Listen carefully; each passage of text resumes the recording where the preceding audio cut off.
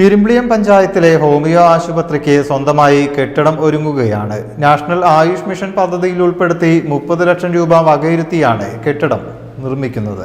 കൊടുമുടി പോക്കാട്ടുകുഴിയിൽ പഞ്ചായത്തിന്റെ സ്ഥലത്താണ് കെട്ടിടം ഒരുങ്ങുന്നത്. കെട്ടിടത്തിന്റെ ശിലാസ്ഥാപനം ആരോഗ്യമന്ത്രി വീണ ജോർജ് ഓൺലൈനായി നിർവഹിച്ചു. MLA ആബിദ് ഹുസൈൻ തങ്ങൾ അധ്യക്ഷനായി. എല്ലാ ചികിത്സക്കും അതിൻ്റെതായ പ്രാധാന്യം, ആയുർവേദത്തിന് അതിൻ്റെതായ പ്രാധാന്യമുണ്ട്.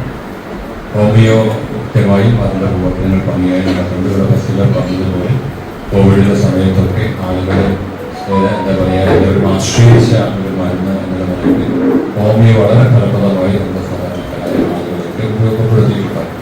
ബ്ലോക്ക് പഞ്ചായത്ത് ഉപാധ്യക്ഷൻ PC നൂർ, പഞ്ചായത്ത് ഉപാധ്യക്ഷ ഫസീല, ആരോഗ്യ വിദ്യാഭ്യാസ ചെയർമാൻ N മുഹമ്മദ്, വികസനകാര്യ ചെയർമാൻ VT അമീർ, ക്ഷേമകാര്യ ചെയർപേഴ്സൺ N ഖദീജ, മെമ്പർമാരായ TP Merish, K Muhammad Ali, KT Saifunisa, Balachandran, Abubakar, medical officer Shafna Mariyam, സാമൂഹ്യ പ്രവർത്തകരായ സലാം ചെമ്മുക്കൻ, ഇബ്രാഹിം കുട്ടി തുടങ്ങിയവർ സംബന്ധിച്ചു. News bureau, Valanchery.